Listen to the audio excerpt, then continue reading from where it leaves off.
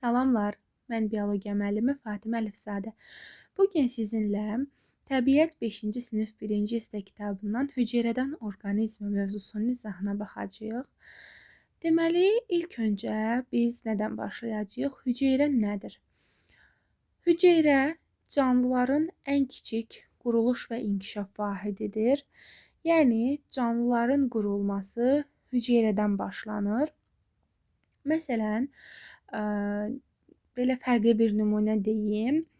Puzzle qurmaq istəyirik. Puzzle qurarkən nədən istifadə edirik? Puzzle parçalarını ilk öncə seçirik, daha sonra onları düzürük, ardıcıl olaraq yığırıq və yekunda bir puzzle alırıq.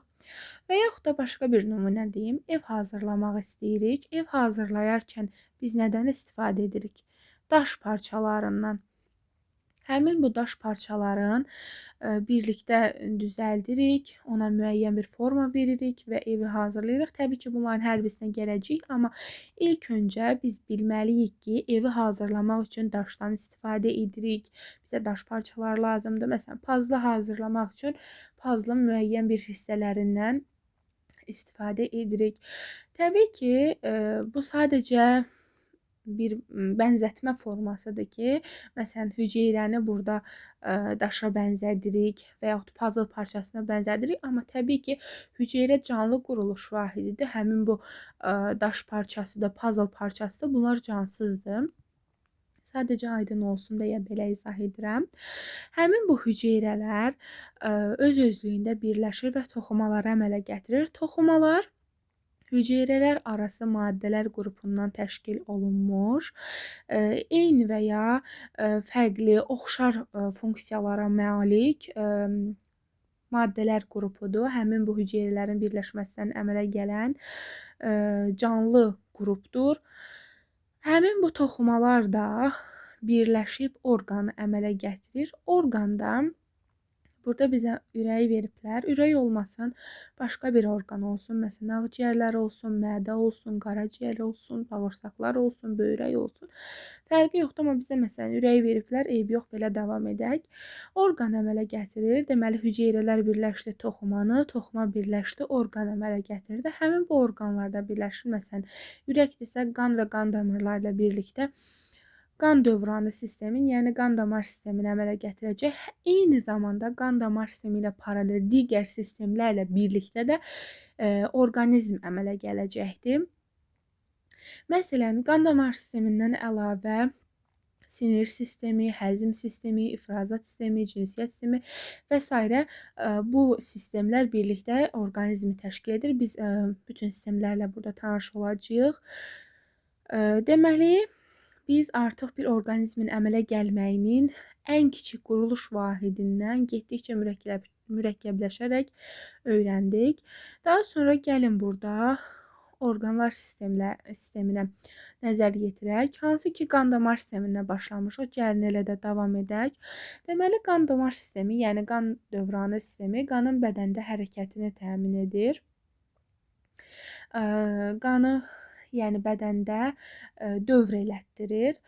Daha sonra gələk tənəffüs sisteminə. Tənəffüs sistemi vasitəsilə də ağciyərdə qazlar mübadiləsi baş verir və nəticədə bədənimiz oksigenlə təmin olunur.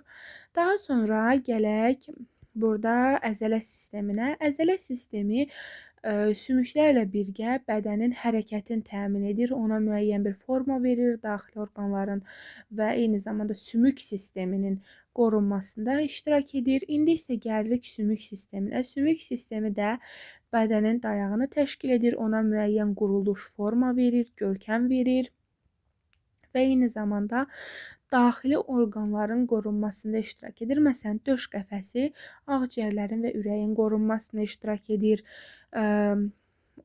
Kəllə qutusu baş beynin qorunmasında iştirak edir və s. Daha sonra gələk buradan həzm sisteminə. Həzm sistemi də həmin bu sistem vasitəsilə qəbul edilən qidanı parçalayır, onu xırdalayır, həzm edir və bizə lazım olan hansı ki vitaminlərdir, zülallardır, karbohidratlardır, yağlardır və ya lipidlərdir, mikro makro elementlərdir, hansı ki bədənimizə hansı maddələr lazımdırsa onları götürür, qana verir və eyni zamanda hüceyrələrimizə, toxumalarımıza çatdırır, həmçinin orqanlarımıza da. Daha sonra gələk ifrazat sisteminə. İfrazat sistemi də qandakı tullantı maddələrin bədəndən xaric edir, hansı ki, su məsələn bədənimizə daxil olur, onun bizim bədənimiz üçün lazımlı olan hissələri mənimsənir, lazımsız olan hissəsi də bədəndən xaric olunur. Eyni zamanda zəhərli və zərərli maddələrlə birlikdə xaric olunur. Daha sonra gəldik sinir sistemi. Həmin bu danışdığımız sistemlərin hər birisinin idarə olunmağında başında duran sistem sinir sistemidir. Sinir sistemi duyğu orqanları ilə qəbul edilən informasiyanı sinirlərin köməyi ilə toplayır və orqanizmin bütün funksiyasını, ona cavab verdiyi reaksiyanı tənzimləyir. Daha sonra gəlirik bura. Bizim əsas orqanlarımız harada yerləşir? Ümumiyyətlə insanın bədəni 3 hissədən ibarətdir. Baş, gövdə və ətraflar. Baş gördüyümüz kimi baş beyinlə əhatə olunur. Gövdə hissədə isə 2 hissəyə bölünür. Döş boşluğu, qarın boşluğu və onda yerləşən orqanlar. Ətraflara da isə qollar və ayaqlar aid edilir. Gəlin biz ilk öncə baş beyindən, yəni kəllə boşluğundan danışaq. Kəllə boşluğunda baş beyin yerləşir və kəllə boşluğu həmin bu baş beynin qorunmasına iştirak edir. Gövdə hissə isə biz dedik ki, 2 hissəyə bölünür. Döş boşluğu və qarın boşluğu. İlk öncə döş boşluğundan danışaq. Döş boşluğunda yerləşən orqanlarımız ağciyər, ürək və eyni zamanda qida borusunun müəyyən hissəsi və nəfəs borusudur. Əslində daxilə getsək, biz bunun hüceyrələrinə qədər getsək, deyərik ki, ağciyərdə məsələn alveollar olur, bronxiyollar olur, bronxlar ona daxil olur və s.